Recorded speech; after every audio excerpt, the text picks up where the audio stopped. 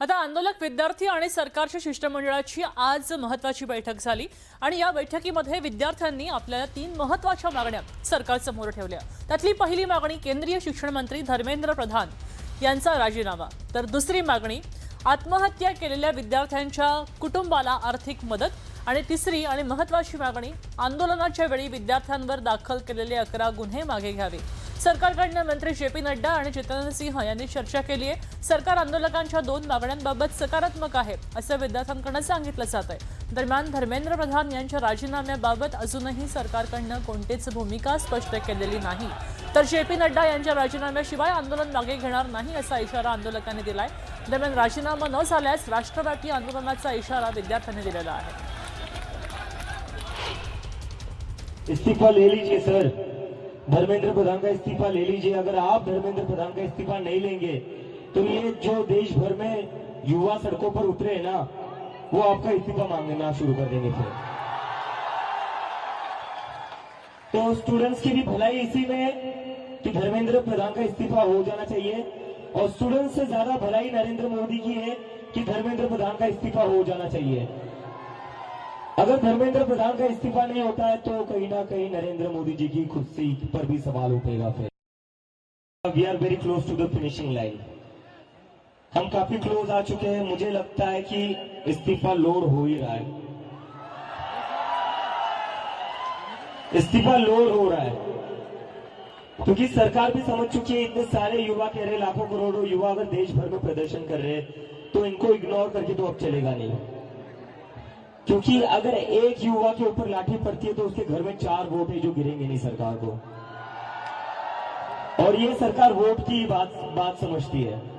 तो किसी एक स्टूडेंट पर लाठी पड़ेगी तो उसके घर के 4 वोट कम हो जाएंगे। तो ये बात समझ लो कि या तो धर्मेंद्र प्रधान इस्तीफा दे या तो उनको मंत्रिमंडल से बर्खास्त करें सरकार, नॉन नेगोशिएबल। नंबर 2, 1 करोड़ का मुआवजा सारे फैमिलीज के लिए जिनके बच्चे इस नीट के ब्रोकन करप्ट एजुकेशन सिस्टम के वजह से आत्महत्या करके मर गए। 1 करोड़ का मुआवजा। नंबर 3, जितने हमारे भाई बहन यहाँ पे पीसफुल तरीके से प्रोटेस्ट कर रहे थे एंड जिन्होंने ब्रुटैलिटी सहा पुलिस के वजह से एंड उनके ऊपर एफआईआर दर्ज हुआ, वो सारे एफआईआर विड्रॉ किए जाए। सबकी बहुत साफ शब्दों में एक ही मांग है, धर्मेंद्र प्रधान का इस्तीफा या कैबिनेट से उनकी बर्खास्तगी। ये सेंटीमेंट ये हमने सरकार को बहुत साफ शब्दों में बता दिया है। हमने कहा है कि इसके नीचे कुछ भी मंजूर नहीं होगा। सरकार ने बोला है कि इस बारे में प्रधानमंत्री को अवगत कराया जाएगा और जल्दी इस बारे में एक डिसीजन लिया जाएगा। कल दोपहर में सरकार ने फिर से एक और मुलाकात की बात की है और हमने बताया है कि हमें जल्द ही अब एक ठोस निर्णय इस मुद्दे पर चाहिए, वरना हम एक और नेशनल कॉल देने को मजबूर होंगे। उनकी मुख्यतः 3 डिमांड थी और 5 सुधार के दृष्टि से परीक्षा में सुझाव नहीं। हमने उनको कहा है कि हम कल से आपके साथ दोपहर बाद मिलेंगे और फिर हम आपसे जो चर्चा वो आपको बताएंगे।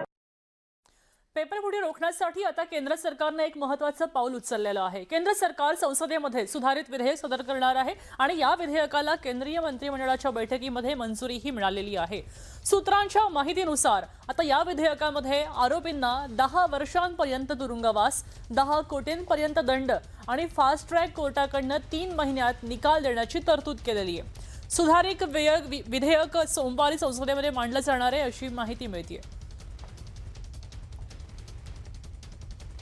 तो बिल तो हम लोग तो तैयारी कर रहे हैं, लेकिन अभी हमारे जो कैबिनेट का निर्णय का ब्रीफिंग जब आपको मिलेंगे उसके बाद हम अपना टाइमिंग वगैरह हम बताएंगे। हम तो प्रधानमंत्री जी ने कहा है कि छात्रों को लेकर के जो हम बिल ला रहे हैं तो उसमें कोई विलम्ब नहीं होना चाहिए, और देश भी ये चाहते हैं जो प्रधानमंत्री जी ने कहा है, इसलिए इस पे कोई रुकावट पैदा करने के लिए कोई हथकंडे अपनाना ठीक नहीं होगा। पंतप्रधान नरेंद्र मोदींनी गुरुवारी मध्यरात्री 12 वाजता विद्यार्थ्यांसाठी व्हिडिओ संदेश जारी केला होता. काय म्हणाले होते मोदी पाहूया. मैंने आज फास्ट ट्रैक कोर्ट के लिए विभागों को निर्देश दिए थे. आज विभागों ने लगातार मेहनत करके देर रात मुझे मुसद्दा भी दे दिया. फास्ट ट्रैक कोर्ट और कठोर सजा के प्रावधान के साथ का ये मुसद्दा कल कैबिनेट में चर्चा होगी. कैबिनेट के साथियों के सुझाव के बाद उसका अंतिम रूप दिया जाएगा और सोमवार से संसद का दूसरा सप्ताह शुरू हो रहा है. तब जल्द से जल्द उस बिल को सदन में पारित कराने का प्रयास किया जाएगा. दरम्यान मोदींनी दिलेलं आश्वासन फोल असल्याचं म्हणत आता अरविंद केजरीवाल यांनी पंतप्रधान नरेंद्र मोदींवर टीका केली आहे. तीही ऐकूया. 2024 का जो पेपर लीक हुआ उसमें वो पेपर किसी ने लीक नहीं किया.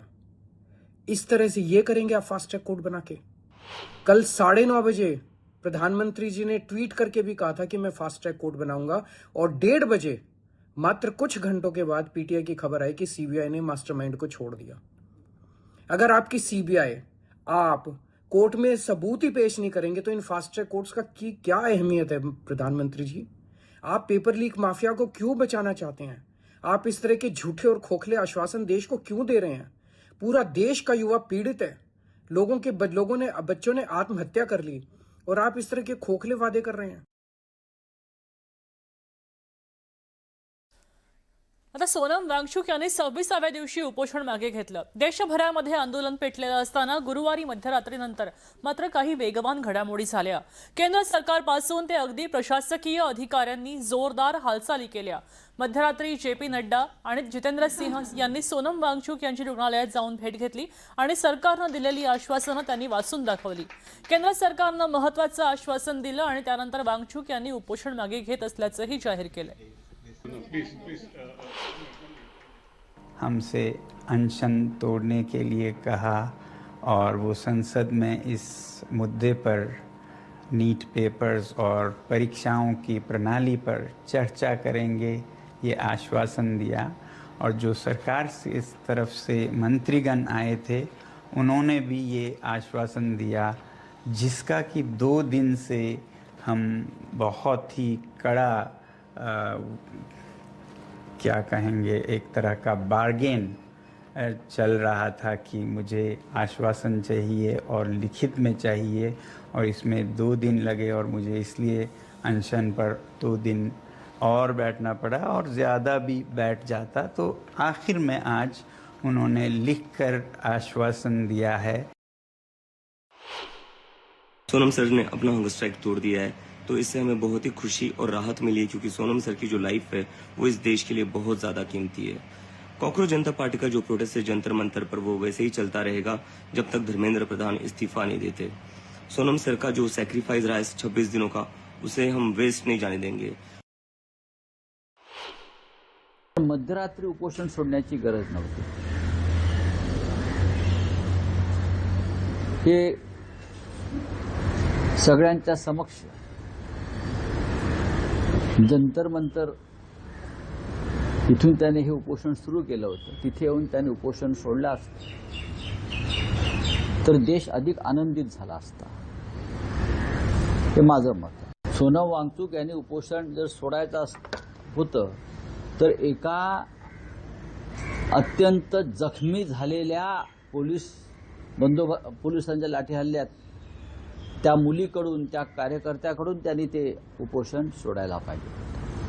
त्याने उपोषण सोडायचं का नाही हा निर्णय सरकार घेऊ शकत नाही. हा निर्णय लाखो आंदोलकांपैकी कोणीतरी एकाने घ्यायला पाहिजे होता असं एकंदरीत जनभावना मला दिसते. खूप लोक होते ज्यांच्या हातून उपोषण सोडता आलं असतं. अनेक मुलींनी अनेक तरुणांनी तिथे आपलं रक्त सांडलंय, डोके फोडून घेतलेले आहेत. ती काय जेपी नड्डा आणि जितेंद्र सिंग यांच्यासाठी नाही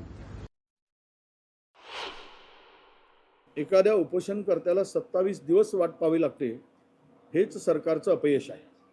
ही सरकारची आंदोलनाप्रती असलेली ज्यांची मानसिकता आहे ती दिसून आली आहे की आम्ही लोकशाहीला आणि लोकशाही मार्गाने आंदोलनकर्त्यांना महत्त्व देत नाही. तुम्ही मेलात काय, वाचलात काय, तुमचं बरं काही झालं तरी चालेल, वाईट झालं तरी चालेल, पण आम्हाला त्याच्याशी काही देणं घेणं नाही. अशा प्रकारची मगरुरीची भूमिका केंद्र सरकारची होती, मस्तीची भूमिका होती, हे आता दिसून आलेलं आहे.